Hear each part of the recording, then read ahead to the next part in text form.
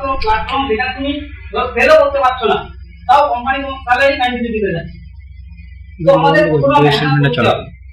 কম বেশি সবাই আমরা বাইরে কাজ করি, তাই না?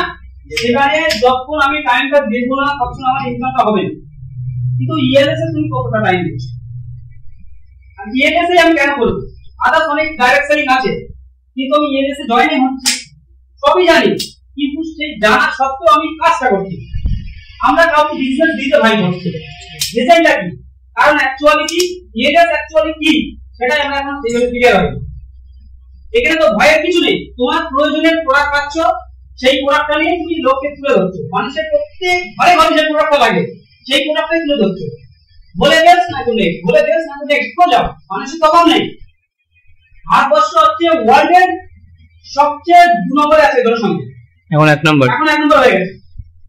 তাহলে আমি মানুষকে বলতে পারি যে যেখানে যাবেন লোকের লোক শুধু তুলে ধরাটা 100 জনকে করবে, 100 জনের মধ্যে 10 জন পজিটিভ চিন্তাধারা আসবে, আর 10 জনের মধ্যে 2 জন করবে। আর ওই 2 জন থেকে তোমার 200 জন কখন হবে বুঝতে পারছো না। একটা কথা ভাববে, ওয়ার্ল্ডটাই চলছে, পৃথিবীটাই চলছে, দেশটাই চলছে, রাজ্যটাই চলছে, তোমার কোনো নেটওয়ার্কে, তোমার একটা টিভির উপরে, তোমার একটা মানুষের সঙ্গে চলছে। আজকে তুমি আমি এখানে এসেছি কারণ না কারো দ্বারা এসেছি, এটা ভাবো। নেটওয়ার্কের মাধ্যমে আমরা দুনিয়া এসেছি, নেটওয়ার্কের মাধ্যমে এখন আমরা চলছি। আজকে কারণ কি আগামী দিনে তোমরাই হবে এক একজন ডায়মন্ড, তো ক্রাউন ডায়মন্ড, তো ব্লু স্টার ডায়মন্ড, তো ব্ল্যাক ডায়মন্ড, সবাই তোমরা ডায়মন্ড হবে। এবং সেই সময় দাঁড়িয়ে তোমাদের ইনকাম কত হবে তোমরা মানে বিবেচনা করে নাও। আজ থেকে 1-2 বছর তোমার পরে দেখে নেবে যে তোমরা কোন জায়গায় পৌঁছো। কিন্তু যদি বসে বসে দেখতে থাকো তো বসেই থাকবে, কাজ কিছু হবে। দেখবে ওই প্রসেনদা যেটা বললো, নতুন ছেলে মেয়েরা আসবে, যেটা হচ্ছে ন্যাচারালি, তারা ইনকাম করে বেরিয়ে যাচ্ছে, তারা মাঝে মাঝে মাইনে চালু করে দিচ্ছে। কিন্তু তোমরা পুরনো লোক, তোমরা চাইলে তাদেরকে টপকে যেতে পারো। তোমরা কোম্পানির সাথে একটু মানে সবকিছু জানো, দীর্ঘদিন ধরে কোম্পানির সাথে যুক্ত আছো, তাহলে সেই জায়গায় দাঁড়িয়ে সমস্যাটা কোন জায়গায়? চুরি করছি আমরা, মার্কেটে চুরি করতে নেমেছি, সবাই বলো হ্যাঁ চুরি করতে নেমেছি, সবাই বলো হ্যাঁ চুরি করতে নেমেছি, সবাই বলো না চুরি করতে না, আমি চুরি করতে নেমেছি, হ্যাঁ কি না? হ্যাঁ বলতে পারছি, কেউ বলে না বলতে সবাই বলি কি আসে। তোমরা যখন নিজেরাই বলছো যে আমরা চুরি করতে নামিনি, তাহলে আমাদের কোনো লজ্জা লাগার দরকার আছে? বলো হ্যাঁ। আমাদের ভয় পাওয়ার দরকার আছে? বলো হ্যাঁ। চুরি করছি তো আমাদের লজ্জা লাগবে, ভয় লাগবে, আমাদের ভিতরে জড়তা কাজ করবে, আমরা চুরি করছি। এখানে এরকম লোক আছে, এইটা বলতে হবে, এটাই দিয়ে দেবে, কারণ আমাদের চুরি করছি বলতেই পারে, অবিশ্বাস্য কিছু নেই। এরকম কারো মনে করে চলছে আমরা চুরি করছি, মানে আমি বোঝানোর জন্য বলছি। কিন্তু আমরা মার্কেটে কি করছি সেটা আগে দেখুন একবার। বাইরের কোম্পানি থেকে বড় বড় টিম চলে আসছে, শুধুমাত্র সময়ের অপেক্ষা। ঘুরতে তো চলে আসতে পারে না, চলে লেগে যাবে, ধীরে ধীরে আসছে, মাথাগুলো আগে আসছে, তারপর তার পিছনে ল্যান্সটা আসছে, চলে আসছে, কিন্তু সময়ের অপেক্ষা, আগে আগে থেকে ওটাই গেছে নাকি? যখন তোমরা দেখতেই শিখে যাবে। আজকের দিনে দাঁড়িয়ে তোমরা যদি এখন থেকে একটু একটু করে পরিশ্রম করো, তাহলে তোমরা বিরাট জায়গা করে নেবে। বিন্দু বিন্দু জলে সিন্ধু তৈরি করা যায় নাকি? তো আজকে একটা গল্প বলি। এরকম প্রখর রোদ এক সময়, মানে এরকম যেরকম তীব্র গরম করছে, এর থেকেও মানে গরম, আর ফাটা গরম। গল্পটা তোমরা সবাই জানো, তাও বলি। একটা কাকের এখন খুব জল পিপাসা পায়, কাক এখন চারিদিকে দেখছি কোথাও জল নেই, ভালো ভালো বেড়ি শুকিয়ে গিয়েছে, আমাদের বিদ্যাধরী খালেও জল নেই, সব শুকিয়ে একদম ফাট, কিছুই নেই, জল পাবে কোথায়?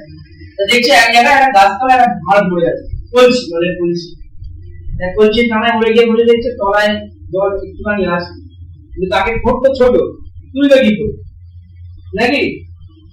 দেখি সুস্মিতা ম্যাডামের মতো লম্বা লম্বা নোক, যেরকম বিবেচিয়া তুলে আমি তুলে দেবে, তা তো না, তাকে ঠোঁট তুলে কি করে তুলবে? কাক আমরা জানি খুব চালাক প্রাণী হয়, কাক কি করছে এখন চারিদিক থেকে খুঁজে ছোট ছোট পাথর টাথর নিয়ে আসছে, এনে ফেলছে, সেই খেলা ফেলছে একটা দুটো করে ফেলতে ফেলতে, আর নিচের জলটা একসময় কি হচ্ছে উপরে উঠে আসছে, তারপরে সে কি সেই জল পান করে তার তৃষ্ণা নিবারণ করছে, তাই তো? সেটা করলো। মোরাল অফ দ্য স্টোরি কি বোঝা গেল? মোরাল অফ দ্য স্টোরি কি বোঝা গেল? অনেক কিছু বোঝা গেছে এই গল্পটা থেকে। যে একটা সময় ছিল সেখানে জল পাওয়া যাচ্ছিল না, সে খুঁজে খুঁজে জল পেল, জল পেলে থাকলো একদম অনেক নিচে, সেটাকে তুললো বলে তার বুদ্ধি বলে সে জলটাকে উপরে তুলে পান করে তৃষ্ণা নিবারণ করবে। এখন যদি সেই কাক হাল ছেড়ে দিয়ে বলছি নিচে গড়াগড়ি খেতে থাকবো, তো জল কি কোনদিন নিতে আসতো? কোনদিন উঠে আসতো না। সে ধীরে ধীরে চেষ্টা করেছে, একটা দুটো করে পাবে ফেলে তারপরে জল ঢুকে এসছে। এটাও ঠিক তাই, আমাদেরকেও বিন্দু বিন্দু করে চেষ্টা করতে হবে, প্রতিদিন একটু একটু করে কিছু না কিছু করতে হবে। বললাম বোঝা যাচ্ছে? এখন আমাদের যা সিস্টেম আছে, খাতা পেনের দরকার আছে? আরে ডাইরেক্ট ইনকাম হবে প্ল্যান নেই, ডাইরেক্ট ইনকাম হবে, কিচ্ছু বলার বোঝানোর কিচ্ছু দরকার নেই যে আমরা এমন একটা কোম্পানিতে কাজ করি যে কোম্পানি আমাদের বসে বসে বাড়ি বসে বসে মাইনে দেয়, দিচ্ছি কিনা? কিছু বলার দরকার নেই, বাড়ি বসে মাইনে পাবো, চাইলে তুইও পাবি নাকি? লোক দেখান মানুষকে, বেশি বোঝানোর দরকার নেই। কিভাবে কি করবে তখন সেমনি মানে নেশায় সে ছুটে যাবে তার ভিতরে, যে কিভাবে কি করিস বল, কি করিস বল। মুখে মুখে বিজনেস কনসেপ্ট, মুখে মুখে বিজনেস প্ল্যান দিতে হবে। খাতায় কলমে ইনভাইট করে আনো, এনে বিজনেস প্ল্যান দাও, সে যেমন সে যাকে দেখবে তাকে বিজনেস প্ল্যান দাও। একটা কোম্পানিতে কাজ করি যেখানে কাজ হলেও মাইনে পাবো, না হলেও মাইনে পাবো, বাড়ি বসেই করতে পারি, কোনদিন যাওয়ার লাগে না অবশ্যই নাকি? বাস্তবতার সামনে তুলে ধরো কি আছে বিজনেস প্ল্যানে। আজকে যখন কোম্পানি শুরু হয়, যখন যেটা বলছি একটু শোনার চেষ্টা করো, এই যে গলাটা ব্যথা করছি না, আমাদের ভালোর জন্য না, দেশের ভালোর জন্য, সমাজের ভালোর জন্য।